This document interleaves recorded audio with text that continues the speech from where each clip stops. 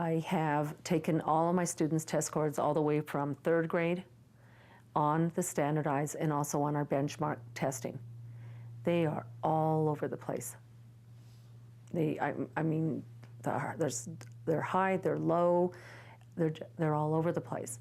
And so what I did with the first benchmark assessments, I'm going to back up.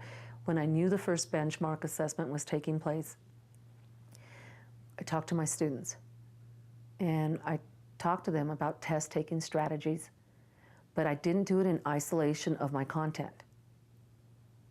It's not an isolated thing to teach.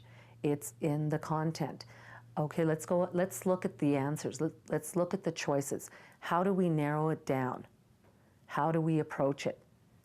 And so they've heard the language, and so when they took their first benchmark assessment in both reading and math,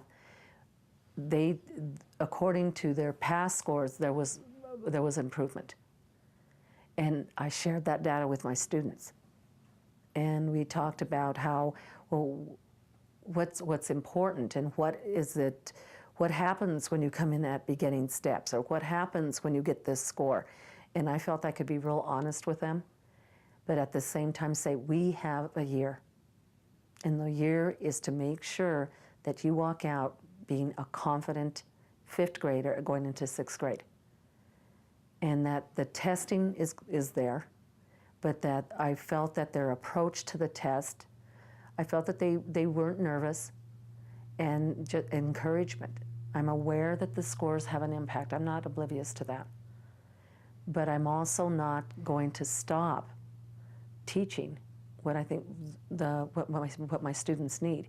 And it's not isolated testing strategies or spending hours and hours drilling them.